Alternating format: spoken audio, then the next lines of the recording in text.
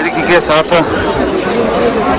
दस्तारबंदी का आगाज़ शुरू हो चुका है, क्योंकि मौलाना फजल रहमान साहब, कायदे जमीयत मौलाना फजल रहमान साहब आए थे और उसके खिताब के बाद उन्होंने तफसीली खिताब किया तालिब इल्मों से। उस खिताब के बाद फिर जामिया हक्कानिया के जो असातिज़ा है उनमें से शेखुल हदीस हज़रत मौलाना अनवरुल हक साहब, जो आजकल जामिया हक्कानिया के मोहतमिम हैं, उन्होंने तालिब इल्मों के लिए खुसूसी हिदायत फरमाए और उसके बाद फिर दस्तारबंदी का सिलसिला शुरू हुआ।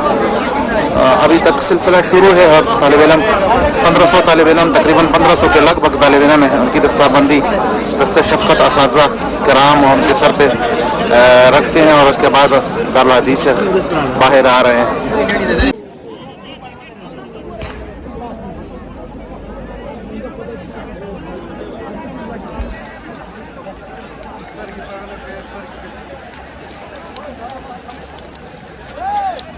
जामिया हक्कानिया का प्रोग्राम ख़त्म हुआ, दस्तारबंदी ख़त्म हुई, तमाम तालिब इल्म तैयारी कर रहे हैं अपने अपने इलाकों को जाने के लिए।